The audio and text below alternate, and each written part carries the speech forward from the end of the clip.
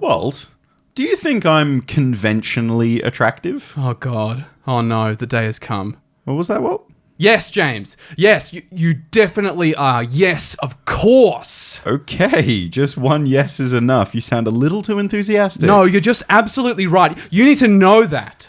God, you are sweating so much. Are you alright? Look, I just need you to know that you would pull the moon down to Earth if you were in orbit. Your gravity is immense. Your sheer grandeur astounds even the most... No, I mean attractive, like, physically. Yeah, look, the physics are beyond my understanding, but I know that gravity has an extraordinary effect on... No, physically. Like, do you think people look at me and go, oh, yeah, he's sexy?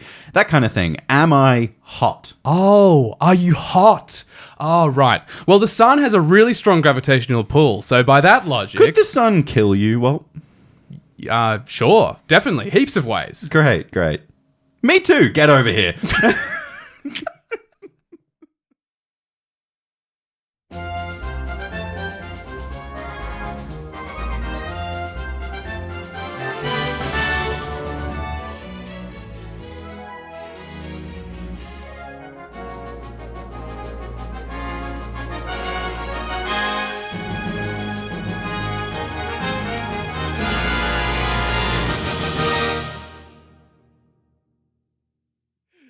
And in the skip verse, I'm dead. That's it. New character next week dropping. It's Steve. He talks like this. Is Sean Connery's brother. Am I sexy? I'm Steve Connery. Steve Connery. Sexy. I'm Steve Connery. I'm Captain America. Welcome to the Get Commanded podcast. It's the GCP brought to you by POG, Palms Off Gaming, sponsor of this podcast. I found my pet hamster live on stream. It's me, Walt. And hello, Commander players. It's me. Hi. I'm the problem. It's me, James. I see where you're going. She was now. in the country like I respect it. Just recently. Casually sold 90,000 tickets. Oh, and she was in the local economy just a little bit. Literally, like everywhere anyone was going, it was like, and keep in mind, if you want to go anywhere on Saturday, you won't be able to. Yeah, because everyone's going to the MCG to see Taylor Swift perform. I drove through Sydney when she was performing. And if you know Sydney roads are shit to begin with. Yeah. Let alone Taylor Swift traffic. Well, it's funny, actually. I saw something pop up in my TikTok feed of someone talking about an American talking about the fact that Taylor Swift had this huge show in Melbourne and was like, and if you look at the MCG, you'll see that there's not very much parking because around. Everyone gets in on public transport. And they basically made it this whole thing of the way that Americans build their if you stadiums look at with car park, as far as the eye can see. It's a concrete jungle. It's kind of terrifying. Meanwhile, the MCG, it's people can drive. Nobody does. It's just on the there's train. A train station right there. It's like a 2-minute walk. They always run extra trains. Melbourne is actually the best city to live in. It's great. We're a little bit biased. I don't know if you can tell, but we like it quite a lot here. Before we get to the transmission, we actually have a giveaway. That's right. 2 Taylor Swift tickets. No, we're not doing. She's left. Otherwise, we would give them to you, of course. I'm not paying for that. No, never mind. Take that back. No, we're not giving you Taylor Swift. More exciting stuff for you, though. Magic the Gathering stuff. Yeah. When we were at CanCon, which might come up later this episode, we picked up a complete set of the Allied Talismans Secret Lair by Dan Frazier. Look these up. Basically, Dan Frazier, who's been doing art for Magic, basically as long as it's been around. One of the big, long-time artists. Yep. Did these amazing, old art style versions of each of the Allied. It's like a retro frame secret lair. It's a retro frame secret lair, but each of the actual art on the talismans themselves. So it's talisman of creativity. No, that's that's enemy. Enemy. These are all the Allied ones. So the Azorius one is what's the Azorius one? Progress. And then there's the Gruul one, which is talisman of courage, is it? Oh, I don't know. Anyway, the Allied colors, so white, blue, blue, black, black, red, red, green, green, white. Yes, nailed it. Those we basically we bought 2 of these. Yes, we've got the other set in our decks. We already opened the other one, but we're giving the other one away. So this is a really cool, really great set of art. We're also going to give away one of the new Fallout Commander decks that is about to come out. I believe whichever one Walt plays on stream will be the one that's being given away. So I can't confirm at this point which one it will be, but there will be one of those decks coming straight to you. A Murders at Karlov Manor collector booster. Ooh. And even more to be announced in next week's podcast episode. So a bunch of stuff we're giving away here. It's going to be a good one, but that's great and all fine and stuff. We're just throwing things at our listeners. But well, Why are we giving it away? Well, we want you to fill out our poll. So we realize we haven't really heard from some of you in a really long time about how you think we're going and what we're doing well and what we're not doing so well. The last time we did this was months and months and months ago, like a year ago. And we were like messaging just our friends. Yeah. But we realized there's a lot of you who we haven't heard from. So basically we've put together a poll. It should take 15, 20 minutes to fill out. It'll be at the very top of the show notes for this episode. All you have to do is fill it out. There's nothing else you need to do. Probably not even 15 minutes. Probably 10 minutes. It might even be less than that. It's literally just like how you feel like we're going, what you think of our regular scheduled content, what do you think of our variety content, our stream, just like general thoughts on how we're going. Who do you think's more attractive, Walt or James? Conventionally attractive, those kind of questions.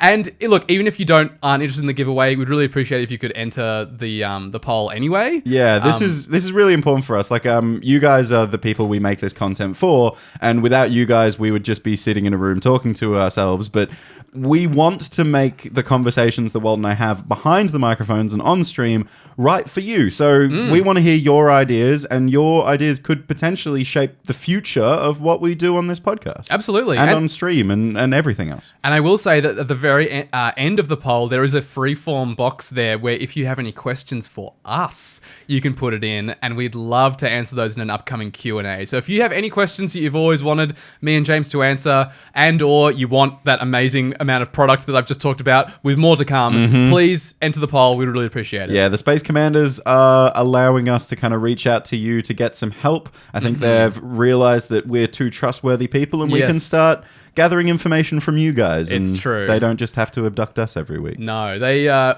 going to abduct the listeners now. That's enter scary. the giveaway. I apologize. Don't enter if your poll comes up asking for your address or anything like that. The Space Commanders have hacked your computer.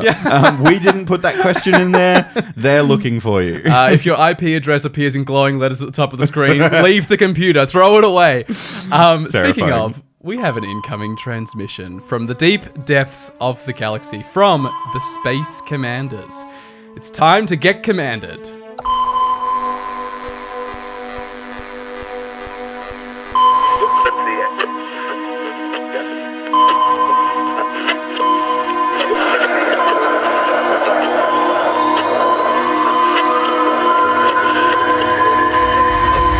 Commander conventions offer unique gameplay experiences, but any prospective attendee must prepare for their unique power levels, etiquette, cognitive strain, and purchase options. Convention magic. Yeah. Okay. This is something I finally feel qualified to talk about. Finally. So we're not that lucky in Australia. We had a game with one of our patrons, Bottomless Potamus, the other day, and we were just casually talking about conventions and all of this kind of stuff, and how frequent and often it comes up in America. Like, you got the big ones like MagicCon, but other gaming conventions exist everywhere. Australia has only just started to get these. Yeah. And when I say just, we had our very first Command Fest only last year. Yeah, we're very late to the party, and usually the party's a lot smaller over here. Look, we've been to 3 conventions now. I won't say 3 Commander conventions. Only one of those was a Command Fest. But we've been to 3 of these now, so I feel like we know a bit about them. So the one that we went to, the first one we went to, was Command Fest in Melbourne last year. That was great. We met a bunch of you guys. That was awesome. That was like, Command Fests are sick. Like, that was a really great time. It was Lord of the Rings was just coming out, so we had like a bunch of Lord of the Rings themed stuff going around. Yeah, it was a really great period. And just a room full of people playing Commander was just such a cool thing that we'd never thought we'd ever see, and was so sick. And they filled a town hall. Awesome. Yeah, I know, just casually. And that was like, I think they were sold out. Like, they could have sold more tickets than they had, for sure. To be honest, we got in very last minute, and we probably shouldn't have been able to get in. We might have been pushing capacity. Me and James might have pushed it over the edge, especially with James's gravitational pull, as we discussed earlier. My Sean Connery-ish, actually. The second one we went to was like very much not Commander oriented. We went to PAX. Yeah, this is a video game convention first and foremost. Yes, and this is probably the thing that I would say about a convention like PAX is, like, if you like love Magic, love Commander, and absolutely adore video games and want to play the newest video games, and like, which, let's be real, you probably do. Yes. It's a big crossover of interests. The Venn diagram is almost a circle. Yeah. We know that, but like you need to know that the part of PAX that is dedicated to tabletop, and then the part of tabletop that is dedicated to Magic, and then the part of the Magic section that is dedicated to Commander. Like it's a small area of the space. We played a couple of games, but it was hard to find people playing Commander. It was the Magic area was great. Like I genuinely think they had to learn to play. Yeah, the learn to play area. Like I genuinely think this was probably their best feature of the Magic area. I think so. It was just packed with really good judges that were really personable and allowed you to learn at a very easy, low stakes environment. And they did have like beginner drafts. They also split it up between beginner, intermediate, and advanced, or maybe like just beginner and advanced. Yep. And if you're brand new, if you're a video gamer and you're getting into TCGs and you want to learn Magic, PAX is your convention. Yeah, true. Go to PAX for that. You will literally be the demographic that they're planning for. Yes, you know, 100%. Like, they'll probably be making analogies to you of like, oh, this works exactly like if you were playing Age of Empires. You know, like they know who they're marketing to. So, and I think that was the point of PAX. Yes.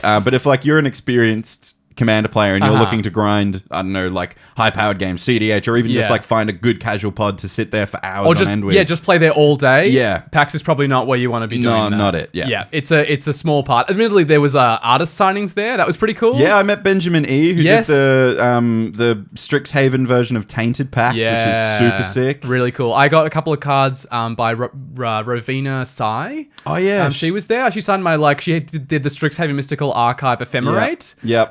And I also had a copy of Rite of Harmony, that green-white Innistrad card. Whenever a creature ETBs until end of turn, creature or enchantment enters the battlefield until end of turn, draw a card. Really cool card. Also, Benjamin E did Ghana as well. Bloodhound Chief. Yeah, totally. That's one of my favorite cards in my red-black deck. He did the cathedral kind of... The stained glass. He did the stained glass version. Yeah. No, look, PAX was great, but yeah, Magic was a small part of it. The third convention we've been to is probably the one we'll be talking about mostly because this is quite recent. We went to CanCon earlier this year. Those of you who listen to every episode will probably know this because we talked about it. But yeah, this is Australia's biggest tabletop convention. It was enormous. We were so boggled by the size of it. We were like, oh, so CanCon, by the way, is like Canberra Convention Con, CanCon. So Canberra is the capital city of Australia. But ironically, it is a lot smaller than both Melbourne and Sydney. If you're international and you think capital cities and you think, oh, London, Paris, like even, New York is like a big city in America, not the capital, but like, don't think that. No. Think like country town Australia with a couple of skyscrapers. Like, that's what Canberra is. A lot of people think Sydney is the capital of Australia. Yeah. It's not. A short history lesson. It was basically a debate between Melbourne and Sydney. Yes. So they made Canberra because it's exactly in the middle of Sydney and Melbourne. And of course, like a bunch of people from Sydney would do, exactly in the middle is actually closer to Sydney than it is to Melbourne.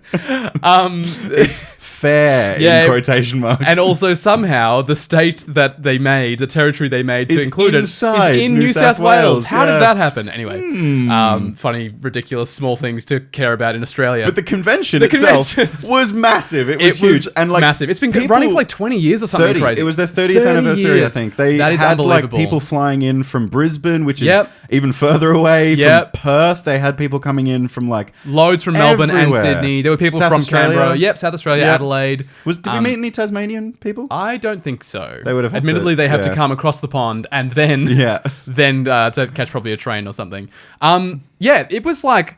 They basically had, so the scale of it, the whole thing was enormous, but they also had this entire room that was like pretty sizable that was just Magic the Gathering. I think it was like 300 seats. It was a big room. It was a massive room. It was full, like literally full of tables. And they had a whole section of that room that was just like the command zone. We basically got to run it. We basically ran it. And it was like a mini Command Fest. Yeah. Like it wasn't the scale that Command Fest was in Melbourne, but it was similar. Like it was a large number of players every there for 3 days. Yeah.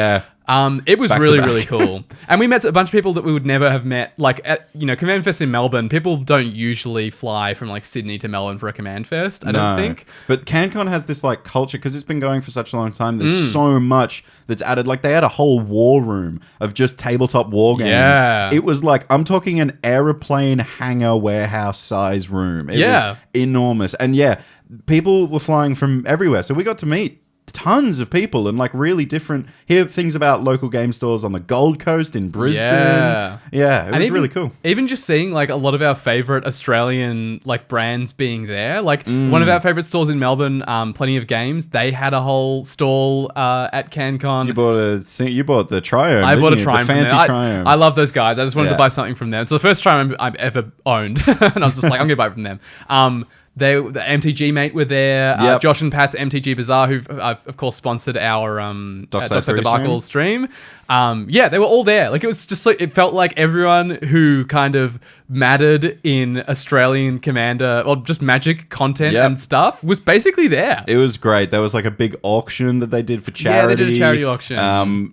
Josh and Pat, like Pat alone spent like nearly $5,000 on stuff. It was a silly amount of money. Insanity. It was funny seeing the bidding war between the MTG mate guy and Josh and Pat, Pat from Josh and Pat's. Yeah. Very entertaining. Very entertaining. Some banter going on there for sure. But yes, so that's what we're basing this our knowledge on, is those 3 conventions, mostly that last one, CanCon. But yeah, the Space Commanders gave us basically there's 4 things for us to look at there. Yeah, what was it? Power levels was one. Power levels. They mentioned etiquette, cognitive strain, and purchase options. Sure. So should we just go through? Let's just go through those one by one. Yeah, sure. I think starting with power levels makes a lot of sense because this is after CanCon. This was the thing that Walt and I talked about. Probably the most. Like, we were driving home. It was like a long drive home, and we were like talking at length about this. We should have just brought the mics and done it in the car. That would have been so. We had 6 hours to kill. Get commanded on the road instead of in space. Would you listen to that?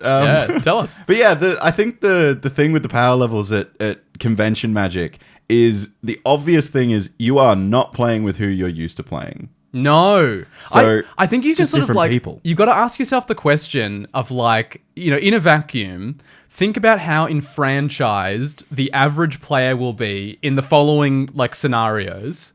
Kitchen table Magic. Sure. Could be anything. Could be anyone. I mean, I invite people around to my place that are like tournament grinder Magic players to play at my kitchen table. But then I also have my boyfriend who plays once every month. I would hazard a guess that most people who learn Magic do so at someone's house, right? Yeah, that's probably safe to assume, right? Yeah, I think so. So could be anywhere from low to high. Yep. A game store, I would say we've moved up slightly in average enfranchisement level. Especially if it's like on a dedicated night, like they follow the game store on social media, so they know what night to go. Or their friends have brought them along. They've probably learned the rules at this point. Yep. Reddit. Oh, sure. This is a different physical space. It's in the virtual world. Yes, but like, the EDH subreddit, right? So now we're talking about someone who has like gone out of their way. They're on Reddit. They've made an account. They're reading articles. They're following specifically Commander on Reddit. Yeah. They're like, I want to know more. I want to learn more. The enfranchisement average level in Reddit is going up. Pretty high at this point. And then I think above that, you would have to put a convention. Yeah, well, I mean, these people are like spending more money to buy tickets to sit in a room that is effectively very similar to an LGS. Yes. Like, it is a table and chairs. Yeah. And yeah, they're putting more on the line to play with more players. Yeah. Maybe enter a few competitions while they're at the convention because there are like drafts and, at CanCon there was the Highlander event that happened. Yeah, Australian Highlander, 7-point Highlander. Yeah. So yeah, these people are dedicated. These I would say you reach peak enfranchisement level when you are sat down in a pod and you have never met 3 other players. And you've paid to be there. And you have paid to have that experience. Yeah. I guess I would say it does depend on the convention. Like if you're at PAX, there's people who've never played Magic before at PAX. That makes sense. Okay. But like if we're talking Command Fest or like a Magic branded, like a Magic Wizards of the event Coast was involved in it. And you had to pay to get to the Magic area. Yeah. Like, yes, that's as enfranchised as you can be. So as a result, the average power level at a convention is higher than probably elsewhere that you'll be. Yeah, and this is the thing that we talked about the most in the car on the drive back. Yeah. We were like, oh my god, we didn't expect the bedazzled decks. Like even just like seeing like people pull out, their foil extended art Kinnan casual deck, and you're like, what the hell? Like, well, this is like this is literal enfranchisement, right? This is like I wanted to spend as much as like not as much as I could. I could have just bought the regular version of this, but I wanted to bling it out. I have a I think the most ridiculous card I saw played in front of me at CanCon was one of the invention masterpieces from the Kaladesh, Sword of Feast and Famine. Oh my It's word. like a 7, I think it might be $600, something like that. Yeah, that like, sounds about right. Around that area. Yeah. And it was just like played casually, and I was like, whoa. Yeah, this is the kind of play that you're going to be sat down with. Did you see Sword of Feast and Famine's getting a reprint? Side note. Oh no! In Assassin's what? Creed set. Oh, Straight up. Oh, that's So cool. cool. That's a good Yeah. place to do it. It's got good art too. I like the art. I Yeah. appreciate that. That makes sense. It's like a scimitar, curved blade. Oh Really cool. yeah. Yeah. I wonder which Assassin's Creed game it is. I'll have to check it out. Yeah, maybe. Yeah, so like it makes sense, right? Like again, you're sat at a table with people who've paid to Yep. be there. Like they love Commander so much they want to go somewhere and play Commander with a bunch of people they'd never met before. Yeah, and I think that just naturally there is this natural instinct of when you're meeting new people is you want to impress them. Naturally, Yeah. like I want to win because I want to show them I'm a good player. For us, it's also a bit different. Like we were there promoting our podcast, so we Yes. also wanted to win because we were like, we know what we're talking about. Like, I promise I'm good at this game. Yeah. Yeah, straight up. But like it makes sense, right? Like even just people who play for a long time. Yeah. It's very hard to have your decks get slowly worse over time. You know what I mean? You Like, can't. You can, unless you cut lands. If you're cutting basics Lessons from your learned. deck, yeah, your deck's probably getting worse and worse over time. But like in general, we don't You don't open down worse tinker. cards. Like we talk about this on the Yeah. podcast because we have actively done this before. But if you talk about like passively engaging with Magic, mostly you're opening the packs, you see a card, and you open that Sort of Feast and Famine, and you Yeah. go like, oh my god, I've got an equipment deck. I'm putting that in there. Yeah. Like it's very rare that you open like an infiltration lens and go like, you know what, Sort of Feast and Famine is not good enough. I'm going to put infiltration lens in my deck. It's not something that Actually, happens. I have no idea what infiltration lens It's is. an equipment for 1 generic mana. It equips for 1, and it says whenever the equipped creature is blocked, you may draw 2 cards. Oh, that's Sort of Feast and Famine. Move over. So yeah, look, the average power level is pretty high. Yeah.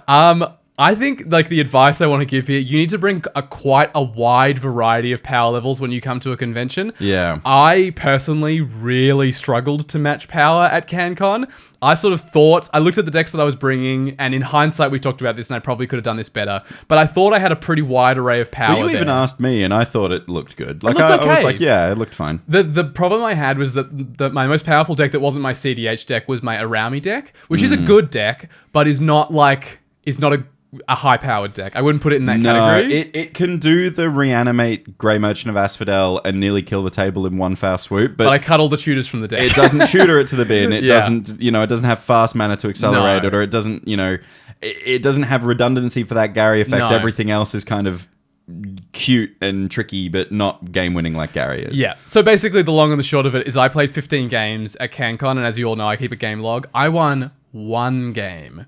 It was with the Rami, funnily enough. That was the one Yeah. win that I got. But yeah, every other game that I played, I was not playing a deck that was powerful enough. The CDH was different. I did have a powerful enough deck, I just didn't play it well enough.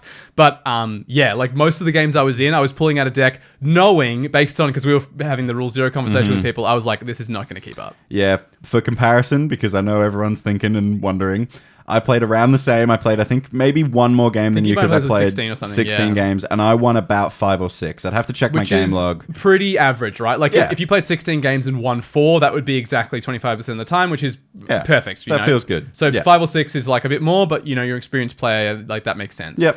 1 in 15 is low for someone who runs a podcast and is a fairly good Magic player. What Walt's saying here is that he's quitting Get Commanded in shame. Yeah, I'm out of here. Yeah. Steve will host it next week. Sean Connor. Yeah. Sexy. It's going to come out one more time, I promise.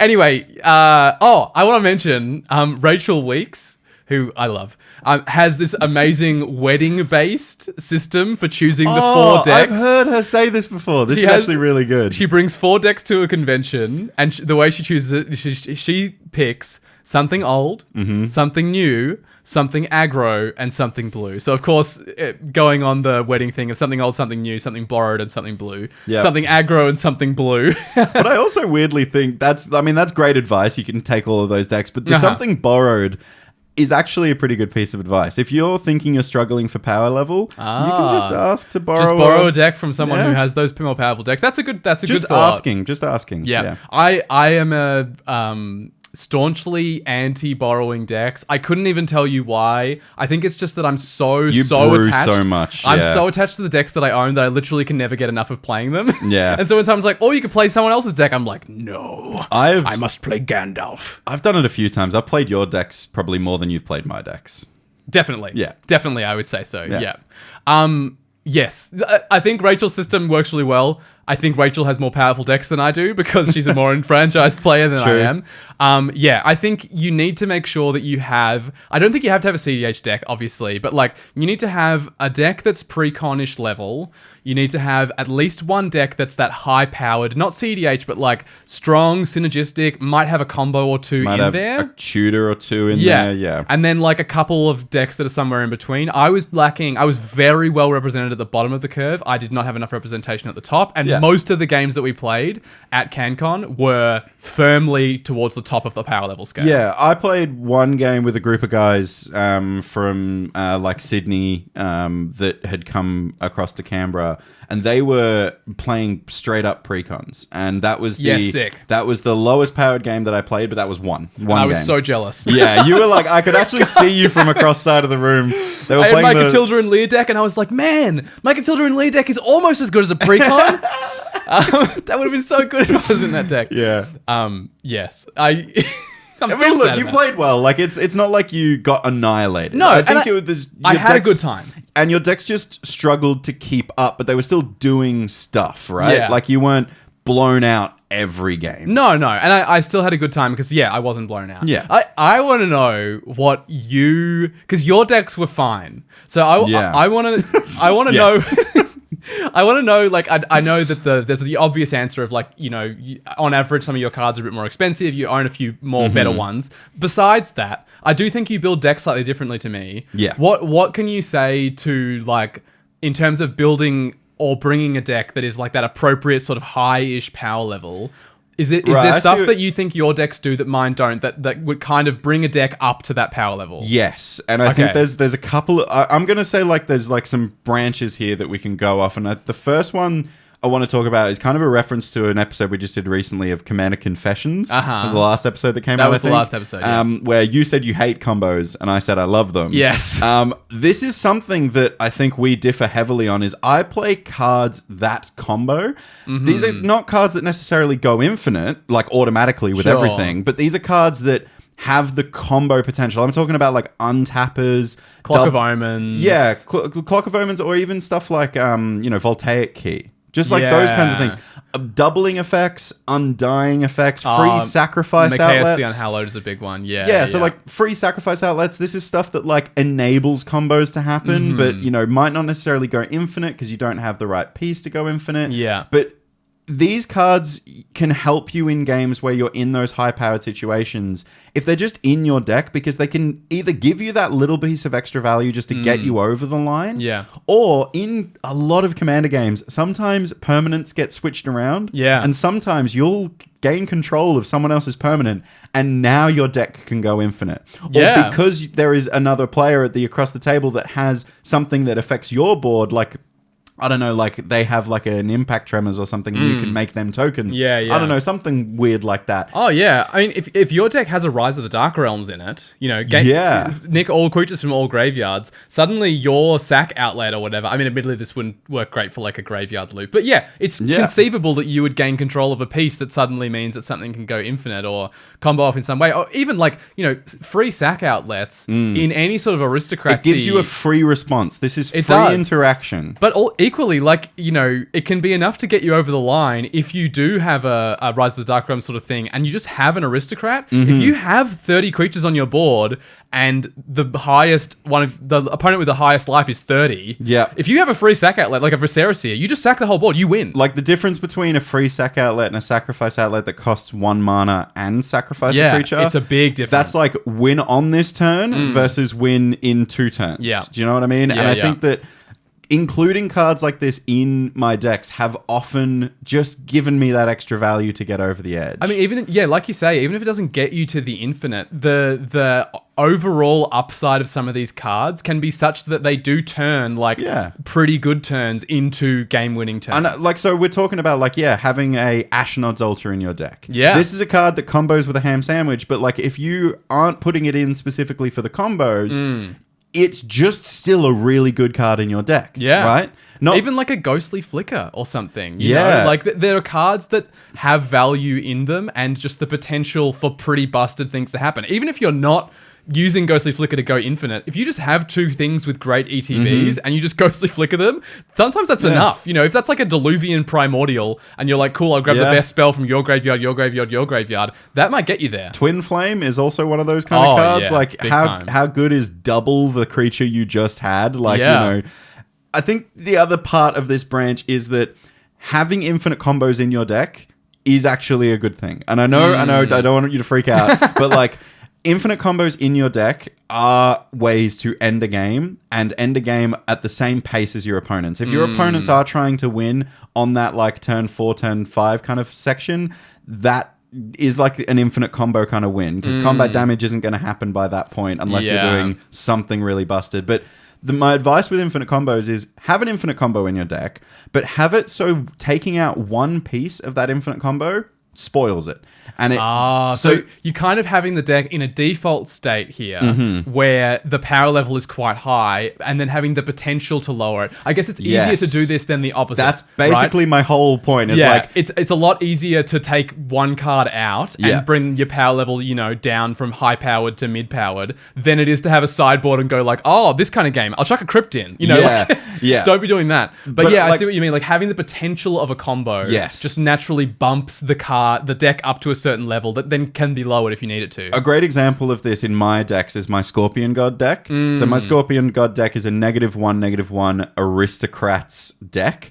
So it uses -1 counters to draw from Scorpion God, but sacrifice stuff to drain with Aristocrats and get the value. Scorpion God says, where a creature with a -1 counter on it dies, you draw a card. Correct. So the value you get from creatures dying with counters on them or from having counters put on them is very good. Correct. So I have an infinite combo in this deck, which is always really fun to pull off. Yeah. It's Yawgmoth, Daddy Yawgmoth himself. We all know what he does. And the Nest of Scarabs. Yeah. Nest of Scarab is the one where whenever a -1 counter is put on a creature, you create a 1/1 insect.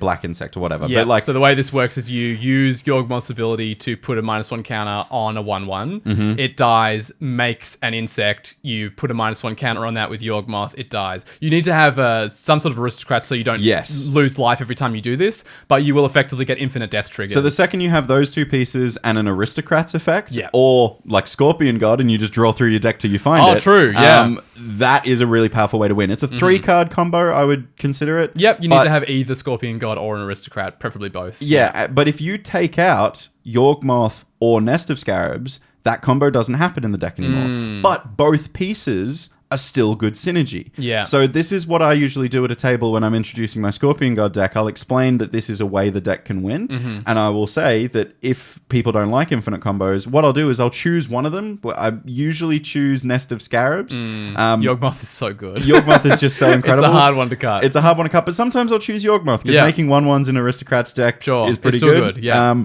So what I'll do is I'll just take it out of the sleeve, turn it upside down so the Deckmaster logo is facing outwards, and it's now a basic swamp. Yep. That's it. It makes sense. It just makes the conversation so easy to be like, hey, do you guys want there to be an infinite combo in this game? And they're like, no.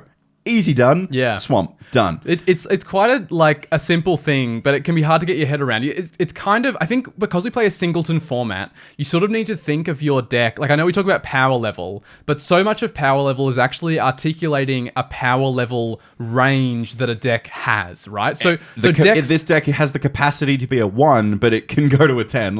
So I think decks that have an infinite combo that ends the game, the capacity of that is always so high, right? Like the potential for that happening means that the potential best hand or best sequence of cards in your deck is better than really one without high. an infinite combo in it. Yeah, but equally, you got to think about what the bottom of that is. So yeah, your Scorpion God deck, I would say, is a deck that has quite a wide range. It is, but you can cut off the top of that range by taking the infinite combo out. So let's say we're using the number scale. We've Okay. said a million times that we hate it. But my Scorpion God deck could be like a 6 to a 8, maybe a 9. But if I flip one of those Nest of Scarabs, like a Nest of Scarab upside down, a Yawgmoth upside down, I reckon it goes from about a 6 to an 8 to maybe a 6 to a 7. Yeah. Maybe a 6 at just full stop. Just a flat 6. Yeah. Yeah. Like, I know we hate the number system, but that's what I would argue. To illustrate what we're saying, I think it's important to give some visuals. to quantify it, definitely. My other piece of advice for like decks to bring to a convention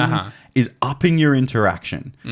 I think that this kind of goes to what I was saying before. If there are decks that are trying to win by like turn 5, your interaction needs to be below that mana curve and very available to you. Yeah. So you want your nature's claims here, right? Yes. Like your single, your Swords to Plowshares, your Path to Exile. The 1 mana interaction is going to matter a lot in a shorter game because the likelihood that you can leave 1 open is much higher. a lot higher than leaving, your Beast Within mana open. But also, if your only interaction in your deck is like 6-7 mana board wipes and your opponents are winning on turn 5, you're never going to get there. You're not going to have the mana to be able to do it unless you're ramping out really well. Yeah. You're not going to do it. So you need to up your interaction in those low curves. So that way, if your deck is trying to win by turn 8, you can prolong the game long enough to get to your win condition. The thing I like about this is that this is a good way to play in a meta that contains infinite combos without playing them yourself. Because you can stop them. Because you can interact with them. Yes. Yeah, this is the big thing, is that like if you have the capacity to engage with your opponents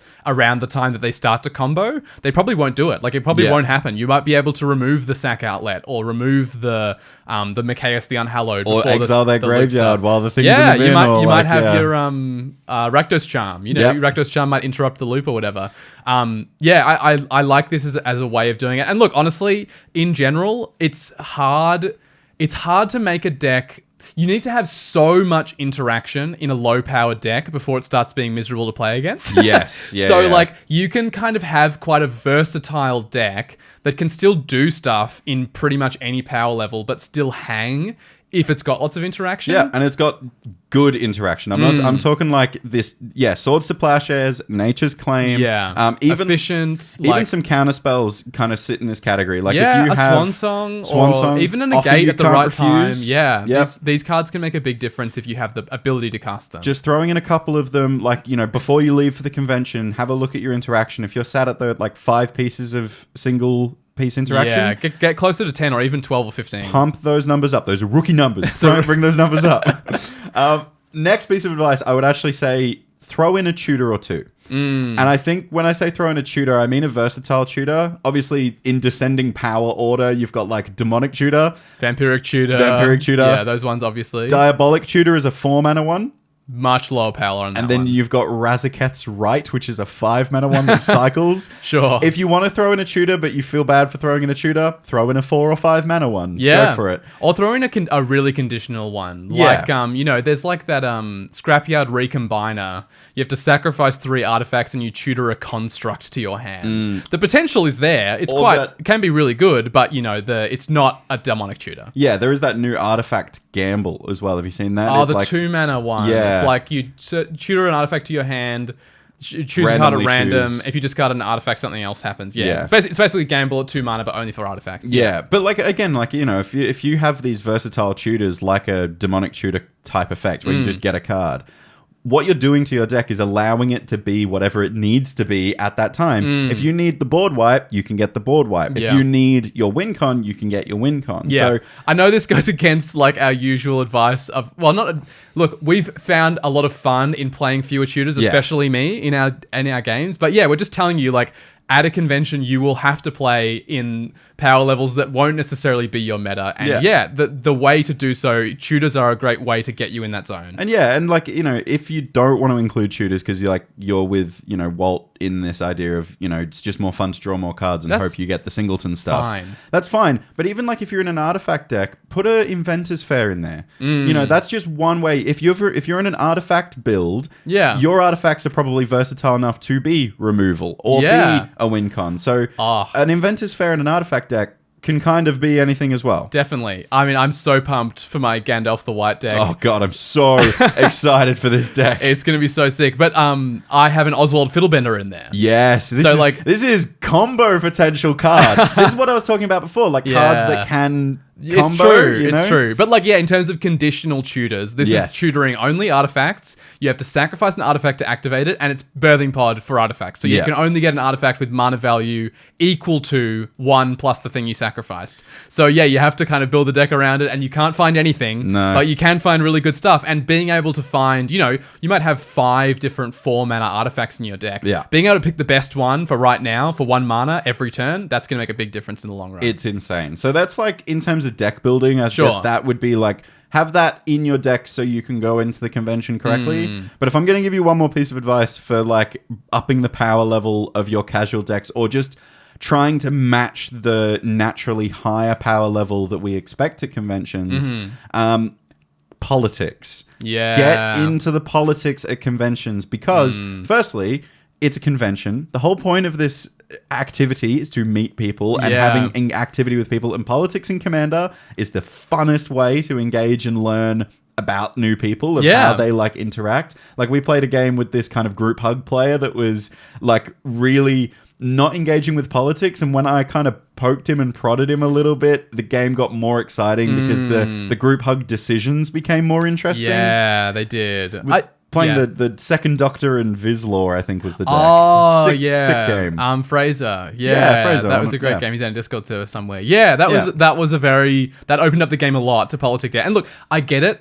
You're likely going to be playing with a bunch of strangers at a convention. It's much harder to politic with people who you don't know. But especially, we're all nerds. We're all socially anxious. It's totally reasonable. It's totally fair. But this, I would say, as someone who has a bit of social anxiety, it's a great structure to socialize within. Yeah, right? You're basically giving yourself a the bumper rails in bowling? Yeah. Kind of like that for conversation. Yeah, you know that you're not going to veer off into a bunch of other territory. It's just like, okay, I can see Commander at the end of the bowling alley. We're going to get down there. I'm going to toss this ball. What do you think?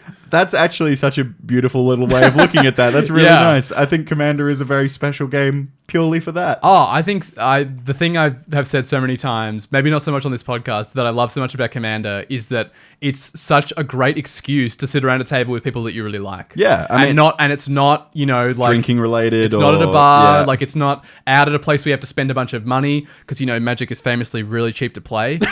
No. But you know what I mean? Like in terms of the investment in it, like it's so rare that you could just invite 3 people over and go like, hey, we're going to sit around the table and just chat for 4 hours. That sounds great. You normally have to come up with some kind of excuse, like we're going to watch a movie or we're going to eat some dinner or something. Yeah. But with Commander, that's the excuse. So you can use that as your in to meet new people at a convention. And that's the whole point of convention. But from what I was saying before about the reason I'm saying getting into politics to match power levels is there isn't a single card that has been printed that is as powerful of an effect as good politics. No. It's free. You don't have to use any life, mana, or, creatures to activate your ability of politicking. Yeah. Use it. 0 mana, like Mana Crypt, except it also says target opponent casts Swords to Plowshares targeting creature controlled by one of your other opponents. For 0 mana. What the hell? Imagine that card's busted. Imagine a card that was like an emblem that you could start it in the command zone of the game, and it just said, once per game, you get to use a resource from your opponent's hand for free, but they have to spend their mana on it. James, that sounds a bunch like the card I got you called Political Friendship. I made James a proxy once. It's very cute. What's it called? It's the band Leovold. The band Leovold, like leaning over with his hand, making a handshake. And it's called Political Friendship. It's and it says like, curse. You make a deal with target player, they do your bidding or whatever. Yeah. Anyway. It was a funny, I think it was a birthday present. Yeah. Was it a birthday? Yeah. I think it was. Yeah. I think it was. We've been talking for a while. Yeah. I reckon it might be time for a thrifty interlude. It's a thrifty interlude. The kind of interlude that you would imagine yourself reclining on a beach, maybe with like a Hawaiian man in a floral shirt playing the ukulele. Exactly like that.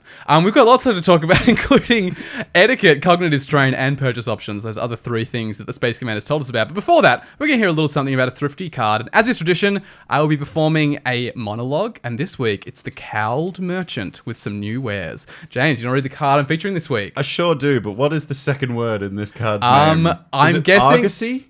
That sounds right. Argosy. It's definitely a bit of a magic meme, because the Argos was the ship that Jason sailed on, I think, in Greek mythology. So they were just like, chuck a Y on there. That's a word. The Argos. It's kind of Argos. It's a bit that way. It's a bit like Argos. Anyway, it's the Golden Argosy. For generic mana. It's a legendary artifact vehicle that can be crewed for 1 and becomes a 3/6. But it reads, whenever the Golden Argosy attacks, exile each creature that crewed it this turn. Return them to the battlefield tapped under their owner's control at the beginning of the next end step.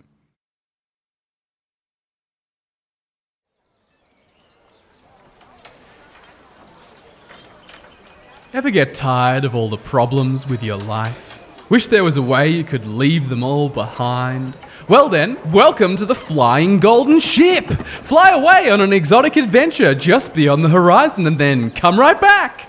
Nobody will even notice, but you will notice because you brought back a bottle of exotic wine, a spice rack, and a loose white shirt that tells the world you're breezy and cool.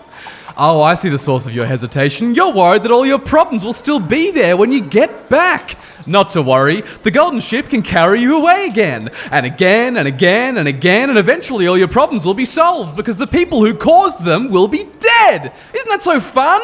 By the way, if you see a tall green man with a crooked leg and a jar of goulash, tell him I'm on perpetual vacation. He'll be so jealous he might even forget about the mouldy beans. Which reminds me, do you want to buy some mouldy beans? Get budgeted!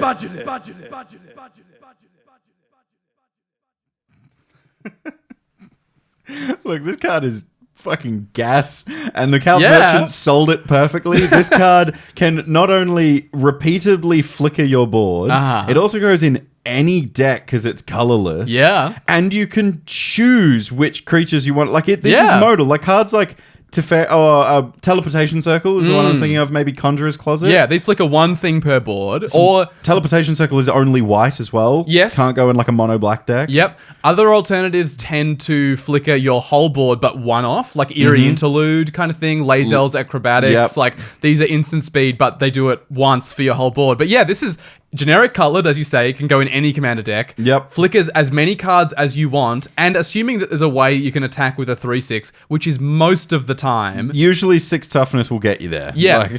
You can flicker every turn. It's It's actually super slept incredible. on. Yeah, this card is slept on. And, you know, like the Cowled Merchant said, you could come back with a loose, cool white shirt. And show the world how breezy and cool you are. Spice rack. Yeah. Cool. And does anyone want to buy some moldy beans? Anyway, if you like that, I release these in text form every Thursday in the Greensboro Commander Community Discord server in the Thrifty Thursdays channel, so you can check them out every Thursday. All right, we got to get back into it. We've been talking for a while. We talked about power levels. To be fair, that was like the entire first half. We got 3 more. Yeah, we had etiquette, cognitive strain, and purchase options. So let's start with etiquette. Yeah.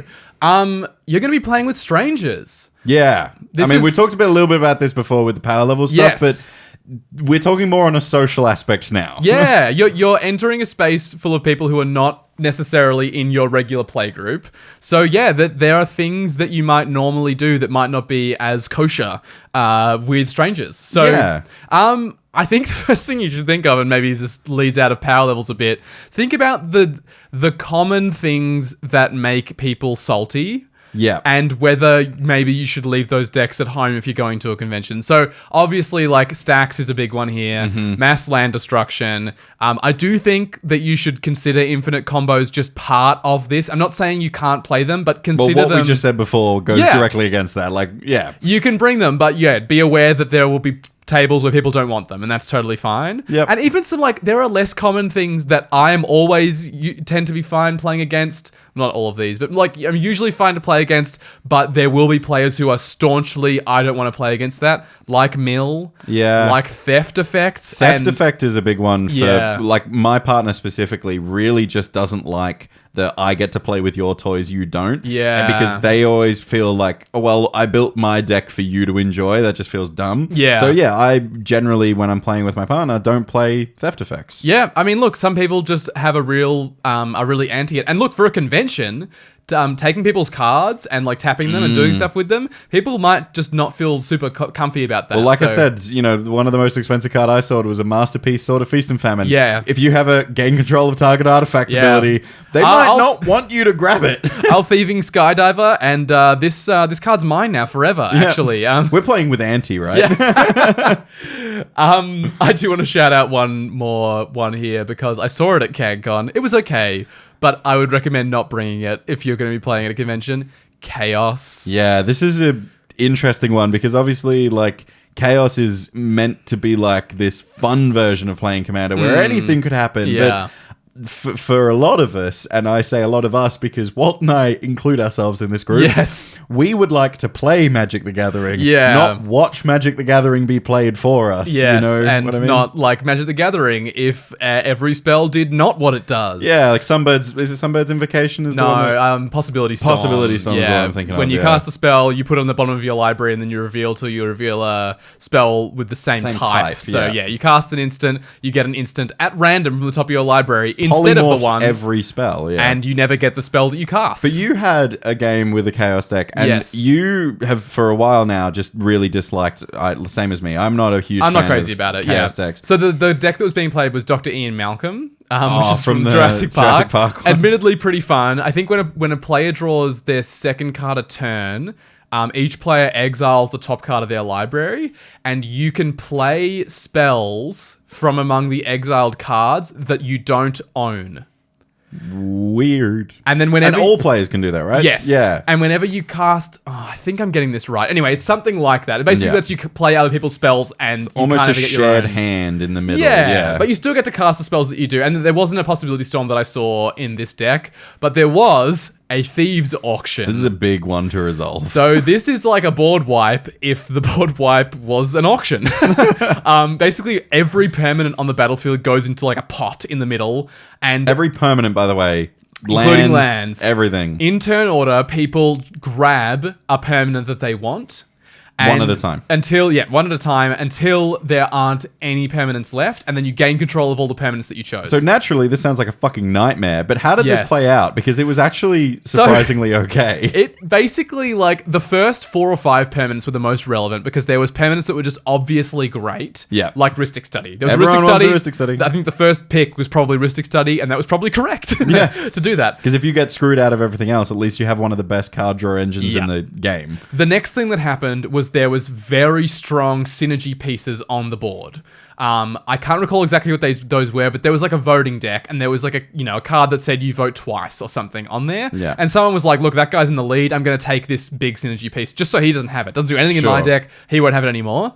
And then though, you run out of permanents that are good or that you want to take from your opponents, and you basically just end up with the rest of your stuff. Like, someone else is on, like, Jeskai, and you've got a bunch of forests, they're not going to cut you on forest at the expense of not having Jeskai lands. Yeah. It's a bad thing to do. They're going to grab their forests, you know? Yeah. So, yeah, like, basically, it was a board wipe, except instead it was like, target player gains control of 3 things. But it took so long 10 to resolve. minutes to resolve? Yeah, about 10 minutes. And it didn't affect the end of the game at all. The player who was in the lead won about a turn later. I think this is the general advice here is like Chaos. If your playgroup enjoys it, by all means, go for it. We are not, yucking your yum or anything like that. What we're trying to say is at conventions, you're going to be playing with strangers. So like these kinds of weird things of like, resolving a thieves auction might be a hilarious thing at your table. Yeah. But with other people that have never experienced it before, it's like, oh my God, I have to put everything in a big pile in the middle and take 10 minutes. It's just be considerate and aware that there are things in Commander, there are mechanics in Commander that people generally don't enjoy playing against. Yeah, and look, like,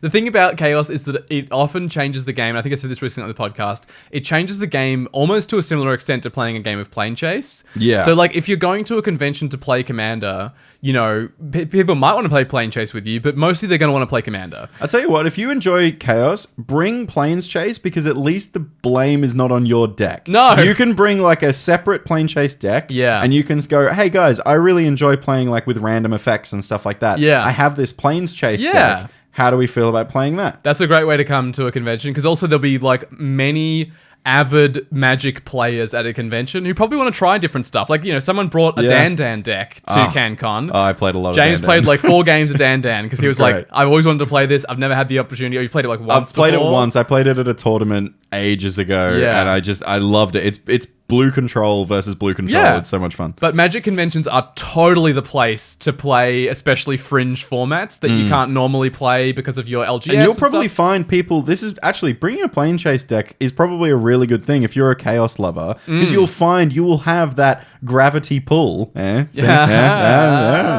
Sean Connery, Third time. We got there. You'll bring in all these people that also love playing that because you have the Plane Chase deck. So then they feel comfortable to play with you. Yeah, it's providing an avenue for people to understand Yeah. what they're getting in for, definitely. For sure. I think subsequently, and this is very related, the importance of Rule 0 is so high at CanCon, which is why we specifically, the thing that we decided to structure about the command zone at CanCon, our main thing we did was we printed a bunch of copies of our Rule 0 template. Theo had done this amazing new art for us. It looks awesome. It looks incredible. We've got a bunch of copies still. If you are local, we can absolutely get you one. It's on our Twitter somewhere if you scroll back a little bit. Also, currently there's a stack at Good Games Greensboro in Melbourne, and also at Plenty of Games, I believe, as well. Oh, cool. Yeah. I think I'm getting some to Box Hill soon. But Yeah. they're really, really handy. They're around. We're happy to give them out. But yeah, this was like, we thought the single thing we could do to most prepare people for good games of Commander was to like kind of enforce this Rule 0. So we played through it every time we played a game at CanCon. And we brought out the sheet. There's it's like on the front page, it's got like Walt and I as our superhero space characters. Yep. And then on the back, it's just got the 4 questions that we run through every single time when we do a Rule 0 With instead of examples going, my deck's a power 7. Yeah. We were like, no, let's have a proper conversation here. So yeah, as a reminder, we've talked about this a few times on the podcast, but how does your deck win? Yep. So outline your win cons. Is it an overrun kind of thing? Are you doing infect? Like, tell us. Yep. What makes your deck consistent? This is specifically where you should highlight tutors, definitely fast mana as well. Or just like the type of card draw or the type of ramp. Is it, rampant growth or is it mana crypt? That kind of thing. Yeah, do you have like fast mana? Are you playing, one of the, what's the ones that exile from your hand and add a red? Simian Spirit Guide, sort of things like that. Those are worth highlighting. How do you stop your opponents from winning? This is definitely where you should highlight things like stacks pieces, even if they're soft stacks pieces like Rest in Peace. Yep, just general interaction, removal spells. Are you running like Deadly Rollick over a Murder? Is it a 2 different things? Child of Alara all board wipes deck? That definitely stops me from winning. Don't do that. And then the fourth question is, how much experience do you have with Magic and Commander? And I think this was probably the biggest one at CanCon for me anyway. It was hey, just letting you guys know that like I have a podcast. I play all the goddamn time. I'm obsessed with this game. I own like 17 decks. And there was someone that was like, oh, this is like my first ever time playing Commander. And I'm like, okay, sure. I will really make sure I'm aware that your skill level is different to mine. Well, it lets you contextualize the previous 3 questions too, right? Yeah. So like if I'm describing one of my decks, which mostly suck, and I tell you that I host a podcast, that might bump up the average that you're sort of trying to base off for you, like another player in this pod. But then equally, if I have someone describe a deck, it sounds friggin' incredible, and then they go, I've only played 1 game of Commander, I might go, actually, my Catilda and Lear deck is okay here. Yeah. In that case. And also, I think this is like really good for, like if you're sitting across from someone and, Walt and I are the people you meet at CanCon, and Walt and I say, we play all the time, we're very good players, all this kind of stuff, we've played for years and years and years. You go, okay, I'm going to really try against these guys. I've got 1 deck that's like really powerful, bring it to the table. The other thing that you can do when you've got 3 people sitting across from you that are all really experienced is their tilt is less likely.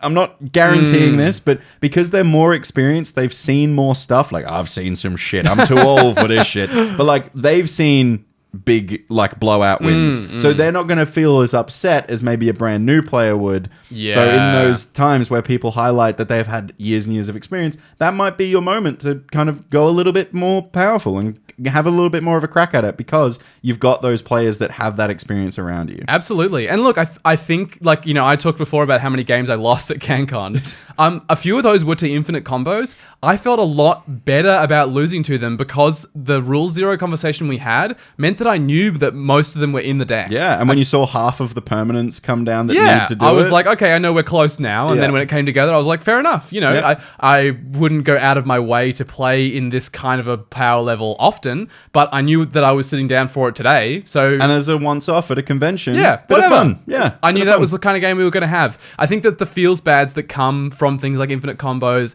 and even things like chaos and stuff is usually like, oh, you didn't tell me about this. I did not know I was sitting down for this kind of a game, and I would have probably pulled out a different deck, or I might have just been like, I'm gonna go for a different game here. Well, this was something that I found so endearing was people took home because we met people from all over Australia and they took home, they asked us, have you got like a extra stack of your Rule Zero document? Yeah. Because they wanted to take it back to their LGS because we had some great feedback from people saying, I loved doing this Rule Zero like this because everything I was aware of and I felt so comfortable, never got to feel bad. Yeah. I want to encourage this at my LGS so I don't have those experiences again. We were super stoked with how well it worked. Yeah. For basically exactly what we hoped it would work for, which Just was hit us up on Discord if you want like the PNG version. Yeah. Any of the socials will work.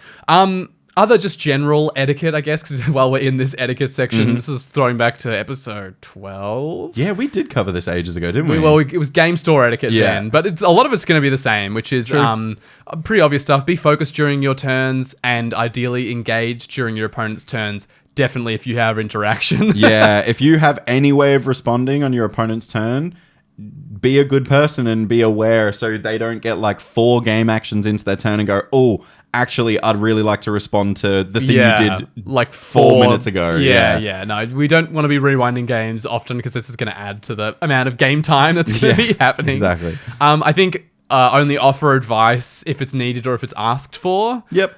Just in general, try not to backseat game. Yeah, be sparse with giving advice. I think just full stop in Commander, but certainly at conventions with people you don't know, that's a good time to do that. I think another one, keep your play area. I mean, when you're at a convention, you're usually carrying a bunch of stuff with you. Usually, yeah, big bag. bag. Try and keep your play space pretty tidy. Like, don't sprawl out all over the table with binders or multiple deck boxes. Keep stuff in your bag.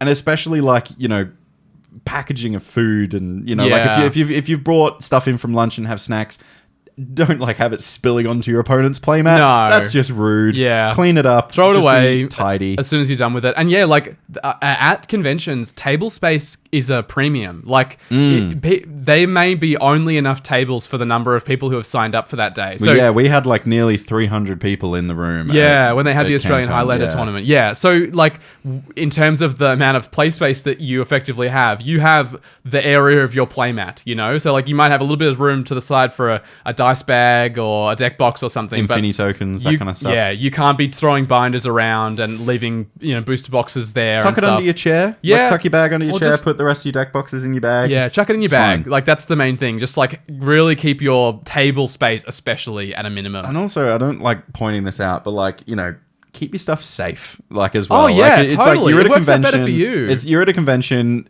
I'm not saying that, you know, you should be on the lookout for thieves, but, like, if all your stuff is compact and tucked away, you know where it is. It's safe. Yeah. Yeah. Me and James were on bag watch duty at different times. Like, hey, watch my bag for a bit. Yeah, basically. It's important to do that. And make some, like, if you have friends who are going with you, then do that as well. Like, watch each other's stuff. Yeah.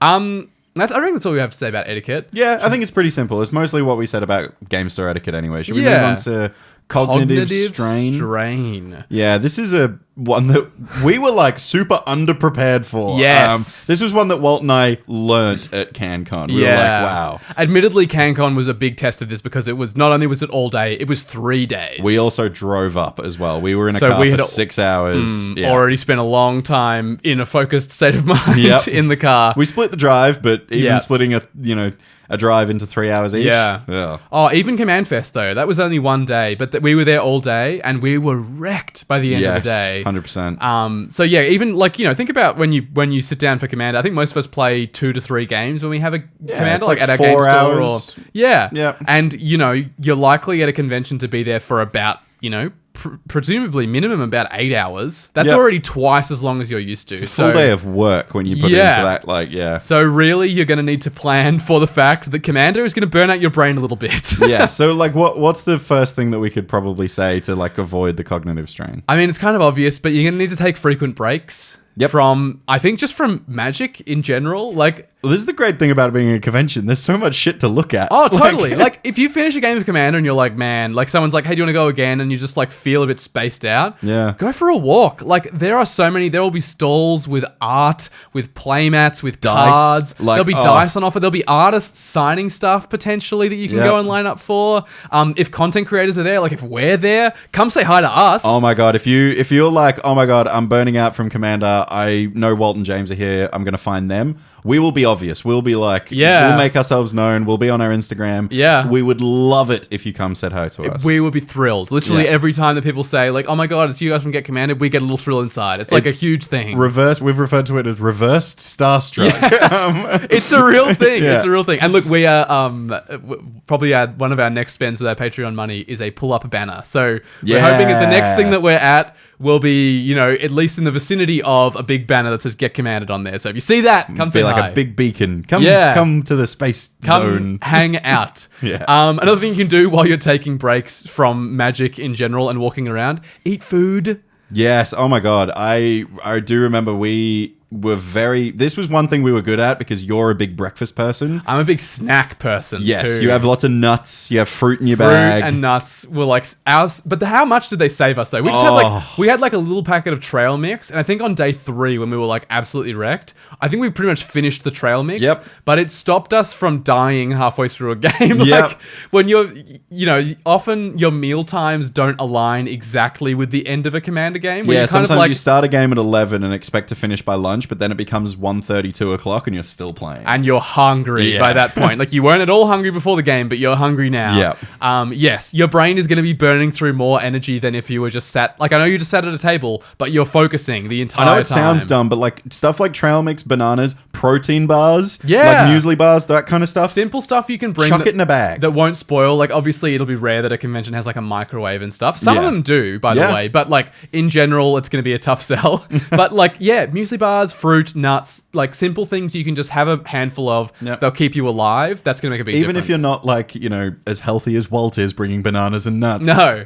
Just bring like a packet of crisps. Like straight up. Just like something some form of to just energy. Fill you up and just give you a little burst to get through to the next meal. 100%. Drink lots of water. Yeah, can I put a note on this one as well? Because this is something I think is a bit of a bit for me. I drink a lot of energy drinks. Yep.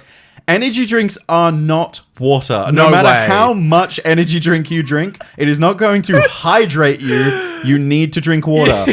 I know it's a bit that James drinks nothing but energy drinks, but I will tell you, I also drink a lot of water. I have a big green, Frank Green, like hybrid lime green drink bottle that's like 1.5 liters. And I drink one of those a day. Like, you need to drink water. Like, I get it that some of us have not grown up in very water friendly households and stuff. Like Coke is like runs out of the tap kind of thing. Totally, I get it. But like, there's very simple things you can do to water to make it more palatable. I know people who can't drink water on their own, but they'll chuck some strawberries in the water and it just kind of infuses it. I've seen these bottles that have like, there's like a pouch in the lid. You like can a little put like a infuser or something. Thing. Yeah. You can kind of make like, almost like a Gatorade type situation. Yeah, like a very almost like a very weak tea. You know? Like kind of like that. Like a little bit of mint or a little bit of strawberry or just something that just gives like a little bit of flavor, or even just like other sports drinks like Gatorade, Powerade. These are good to drinks as well because they are electrolyte refillers. That's another good thing. But definitely, but water's key. The H2O, people. H2O. I'm gonna say I'm gonna put my foot down here. Like, we've given some soft advice. You absolutely must bring a water bottle. Yes. Do not be buying bottled water. It is not a good way to go. The bottles will be small. They will be expensive. Put that $6 that you spend, because each bottle is $2. You buy 3 bottles a day. Put that $6 towards a new card. Yeah. Easy. And also, like, you know, before the convention, spend that $6 on a water bottle. Yeah, true. Just Also, get a bottle. I'm sure, like, most conventions, there'll be, like, free shit being given out. You might be able to find a free water bottle being handed out at one of the booths, maybe. Go fill that up at a tap. The thing there definitely will be is a free spot to refill your water bottle. Yes. No convention we have been to has been evil enough. You know it's actually illegal. In Australia. In Australia. It's illegal to not have water available somewhere. Yeah. So yes, absolutely bring a water bottle. There will be somewhere you can refill it, or, you know, do what big boys do. That's Sean Connery 4. Sean Connery 4. Sexy big boys drink water. Drink from big water bottles. That's what I was going to say. Big water bottle. Have a big water bottle, like a liter or something, and you won't have to refill it very often. Nah, a really, really good tip that if you've grown up in Australia, you'll love this one. Fill a water bottle half up, and then lie your water bottle in the freezer. And then have it freeze so the half of the bottle, like, standing up is frozen. And then you can fill the other half with water, and you've got ice cold water the whole day, yo. I have never heard that one. Oh, my mum used to do it a lot. I used to do it for school when I was in high school. You'd lie your water bottle horizontal in the freezer, so that way at the lip of the bottle, it's like half frozen, and then there's a bit for water come out. So you've got crispy ice water all day. That's sick. Yeah. I'm a huge fan of that. Big brain. He knows what he's doing. He drinks water, I reckon. And a lot of energy drinks. And look, I'm gonna be a parent here for a sec. If you're at a convention, you've been playing Commander for ages, and you've got a bit of a headache, drink water. Just like anytime you get a headache, seriously, have a huge gulp of water, and it is amazing how often the headache will go away. You are just dehydrated. Yeah, I feel like we need to move on now. We're really going to start reminding people of, like, their own parents. I'm sorry, but someone had to tell you, young man. Drink water. Energy drinks are not water. Yeah. Sorry, I know we sounded horrible then, but it's good advice. And speaking of being your parents, I know that all of our parents have told us this. Make sure your deck has a win con, young man. Your deck needs to have a win con. Don't be sitting down there for 2.5 hours and forcing people to endure your silly, silly decks. They have to win at some point. You gotta win. That's exactly what my dad sounded I know. like. It was nailed it. That actually, I left the studio. That was my dad. He was your dad. That was my dad. I was laughing too hard. He slipped in through the window. You missed him. He was just here. Bye, Greg. See you, Greg. See you, Dad. Good to see you, man. Anyway. I totally agree with you, though. This is, we've been spouting about this a lot, and we actually played a Patreon game the other night, and the guest that we had join our Patreon was like, oh, I only just started listening to your podcast. I'm sorry. I'm going to have to board wipe again and extend the game. Yeah. I think it's a thing now that we've talked shorter about, games. We've probably mentioned it 3 or 4 times. Like, you have to end the game. Don't let it go too long. It's just that we play in a very casual meta, mostly, with the exception of CDH. And if you keep board wiping, you keep extending the game. Yeah. You're not winning. You're just extending the game. So I like your advice. There are 2 very easy things you can do to shorten the average game that you have. One is playing less board wipes, as you say, and the other is just having more win cons. Just have at least 4 to 5 cards that on the right board state, you know, even if it's an overrun, like, just if you're going wide, have a card like Overwhelming Stampede, like Overrun, that you can cast, and you can just go, okay, if no one's getting responses, GG. Yeah. We'd all rather have 5 60-minute games instead of 2 150-minute games. Oh my God, the math works out like that, doesn't it? Yeah. Whoa, yeah, that actually makes it sound really impactful. Yeah. 5 games versus 2. Yeah. And all you have to do is play it in 60 minutes 60 rather minutes than instead of 150 minutes. But we 100% played a couple of games at CanCon that went for 2.5 hours. It was 150 minutes. Yeah. So, like, I will say, actually, at CanCon, people were pretty good here. Yeah. I only ran into a few people that, like, specifically played decks that were like, I just want to prolong the game. And we had a conversation with one of these people and we're like, don't do that. Yeah. Funnily enough, she was a judge as well. And she was like, oh, no, actually, I totally respect where you guys are coming from. Yeah.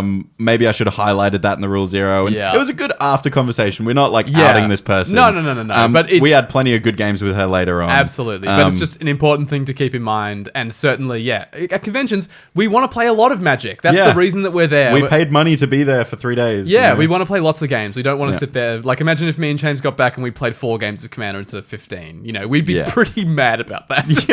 What a waste of 6 hours in a car. Yeah, 100%. All right, final thing we got to talk about before we end is purchase options. Purchase options. Because Space Commander specifically said this, but there's like 2 major categories, right?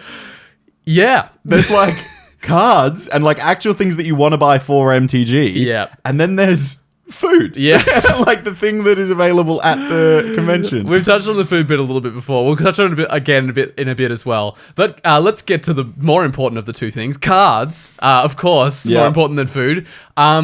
I think I'm going to shout out our episode 7 of our podcast when I spoke about budget in general and playing at a budget. A long time ago. But the way we started that episode was saying you need to set a budget for when you play Magic, because if you don't, you will just continue to buy cards, because that's what Wizards wants from you.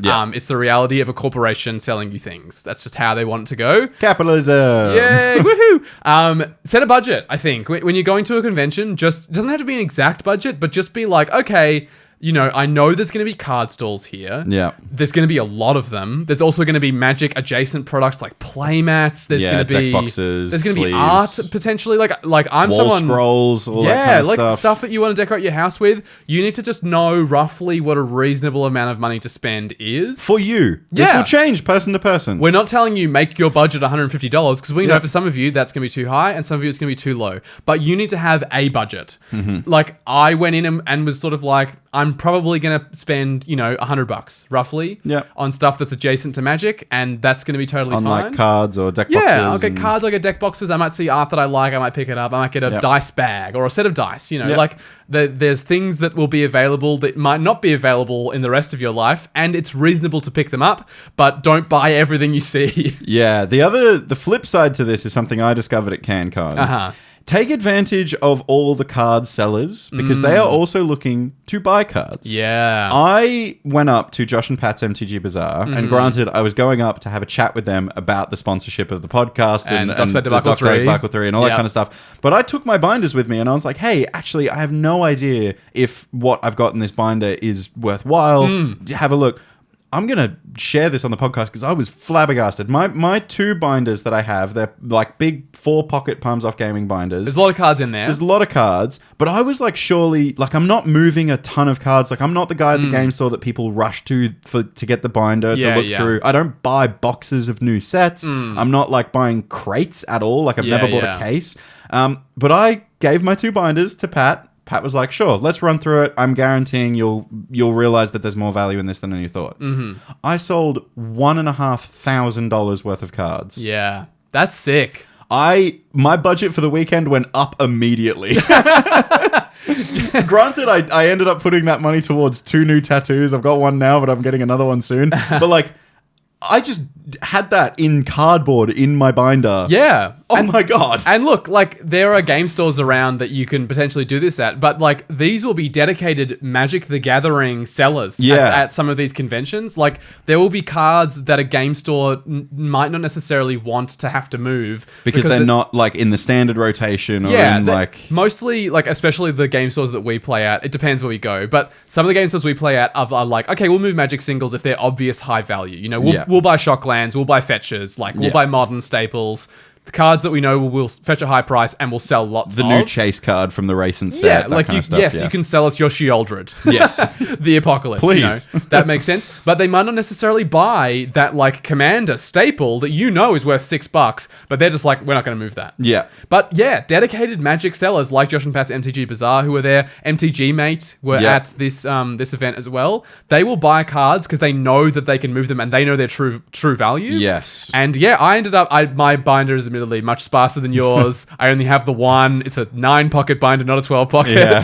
Lot smaller, but I sold $280, I think, worth of cards. That's still pretty good. And a lot of stuff that's been sat in my binder that I know is worth money, but no one I play with needs a copy of. And he was just like, oh yeah, sick. And like pulled them out.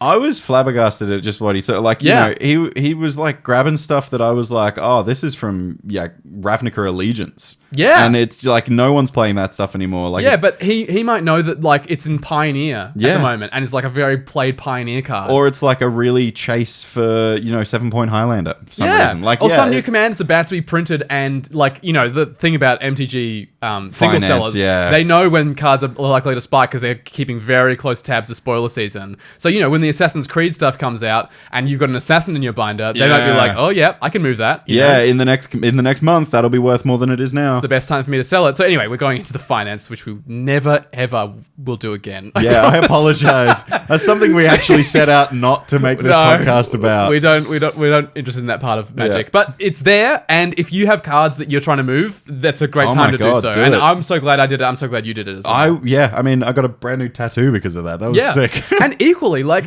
with that seller who's there, this might be a great time for you to try and chase down a card you've had a really hard time tracking down. Like I know for a fact that Pat from Josh and Pat's MTG Bazaar, a friend of ours, Jordan, is not usually someone to play singles orders, but he often has like weird singles he's trying to pick up for different decks. He's messaged Pat before on Facebook and been like, hey, I'm chasing this weird card. Single. Any chance you've got it? And he's like, I don't have it right now. Give me a little while. I'll get back to you. And he's found it. He's tracked it down for I'll give you more insight into... I'm not sure if you can tell, but Pat from Josh and Pat's Bazaar are becoming very close friends with Get Commanded. Yeah. I was texting Pat the other day. He's currently in America. He just got back from a business trip in Japan. Right. Where he spent 3 solid days touring game stores buying cards. Right. This man... He knows what stuff's worth money. Dedicated man. And he's good at tracking it down. Yeah, absolutely. But you'll have the Pat equivalent in Germany. You'll have the Pat equivalent in the UK, in America, wherever you are. They know that there are people not setting budgets when they arrive at those events who they can sell those cards to. Exactly right. And even people who set budgets will buy them, like I did. I bought my first Trihome. Yeah, you too. I own a single Trihome now. I was looking at a Gilded Drake with longing eyes. There's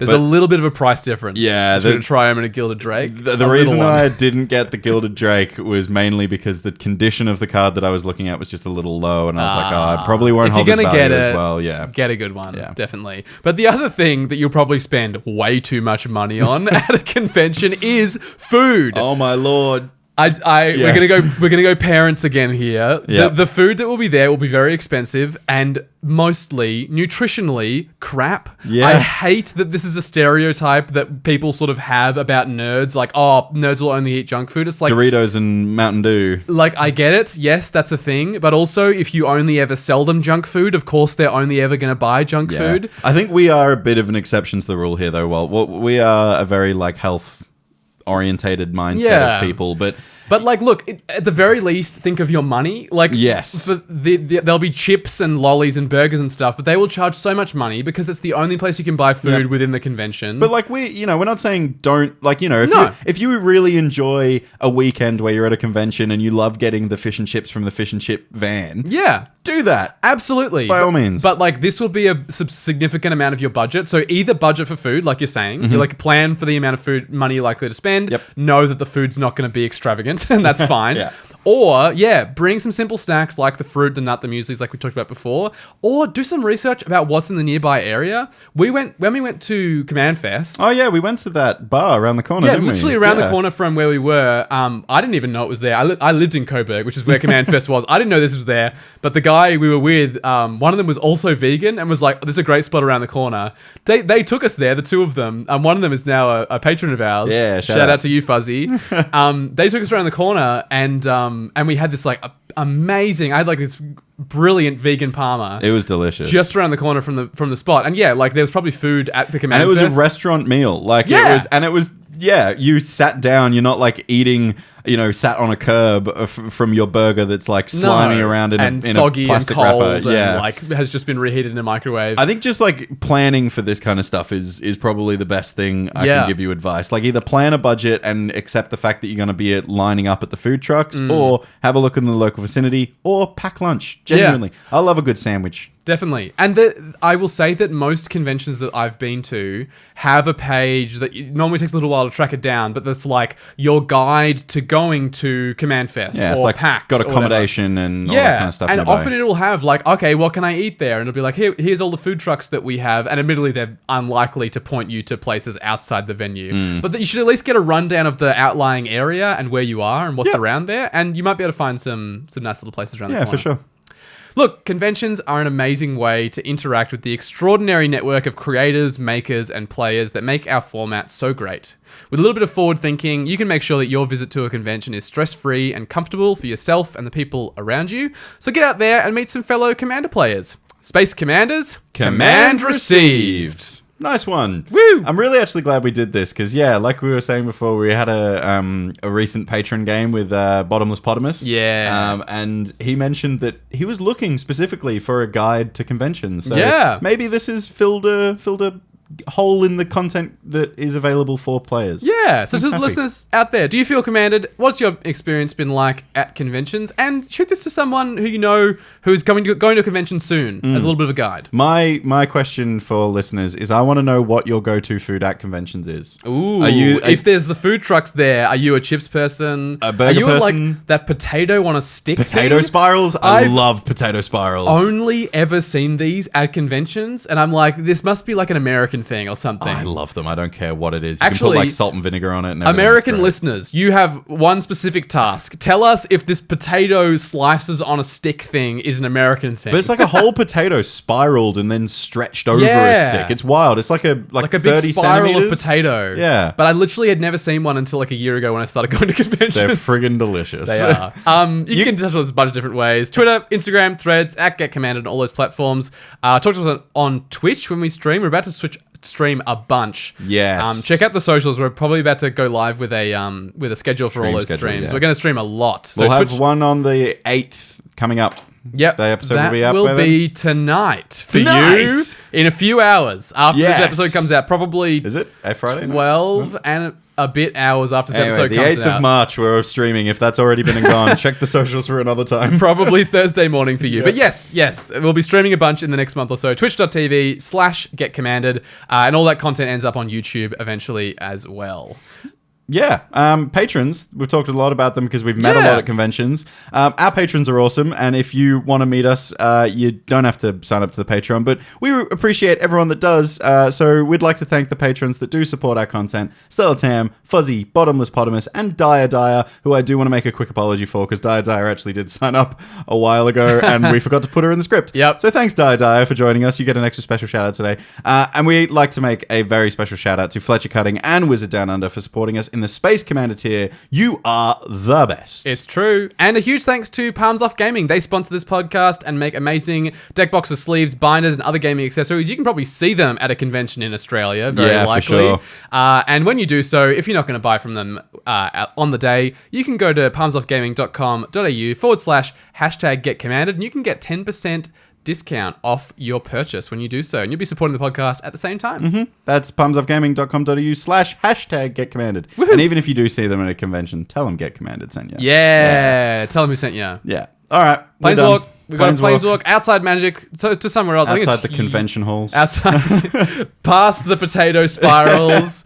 past Sean Connery. Sean Connery. Five The times. sexy Sean Connery has appeared 5 times this episode. It's my week this week, right? Yeah. So don't talk about Sean Connery. Something else. I promise. We've left the convention. He's not there anymore. Well, I talked about this a few times, but I'd like to talk about it again. That's cool. Terra Rouge is a band or a singer-songwriter that has a backing band. You've just come back from being on tour with them. Yes. You were driving the van? I was, driving the car. It was very tight squeeze. Car. But yeah, we had 2 cars. One car was bigger, but we had we managed to get all of the equipment we needed, including amps, drum kit, and guitars into a car and passengers with luggage. That is impressive. I'm not going to lie. There was a moment. Tetris. Yeah, there was a moment where, because one of the band members had to fly up to the show in Newcastle. Right. The night, the day after we drove up. So we drove up with one less person. And when she got there, she showed me her bag. And I was like, I think I might need to buy some roof racks or something. It's genuinely terrifying. Her and her bag was probably beyond capacity. Yeah. But look, Terra Rouge, I chucked a little shout out to them in the recent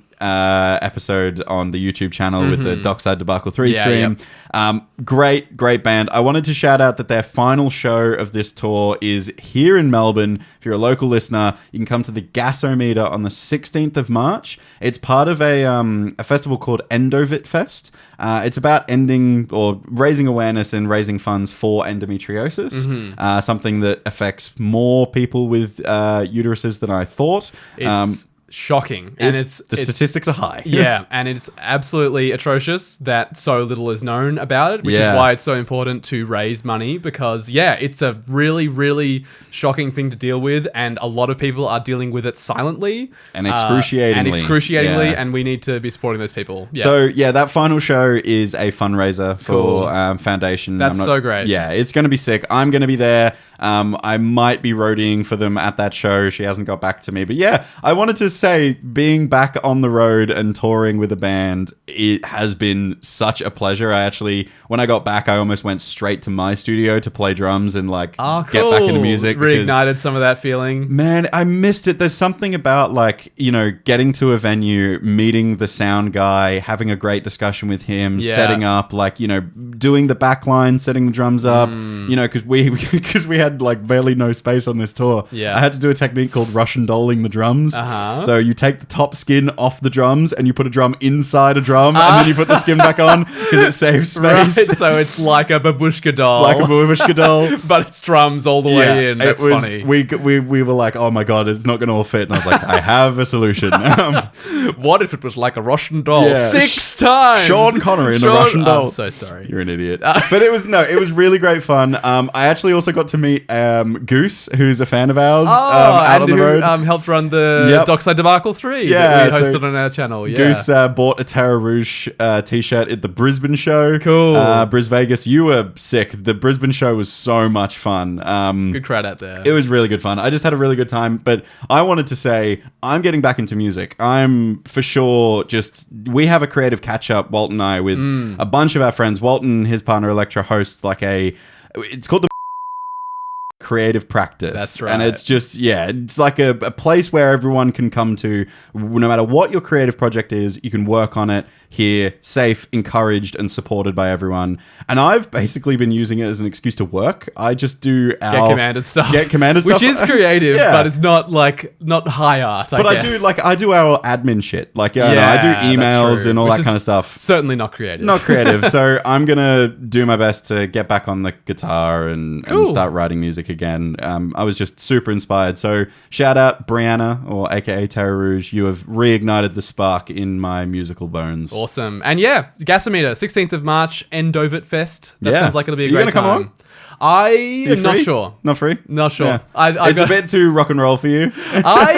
I don't know, honestly. I probably have to check out more of the music and then work out if it's my vibe. I think it's fucking sick that they're doing that. I will definitely be there. I'm getting back. I'm actually going to a show tonight as well. Cool. I'm right back into that music scene now. This is part of my life again. That's so keen, sweet. so keen. Oh, well, that's all we have time for. So we'll see you next Friday for another transmission from the Space Commanders. Goodbye, Commander players.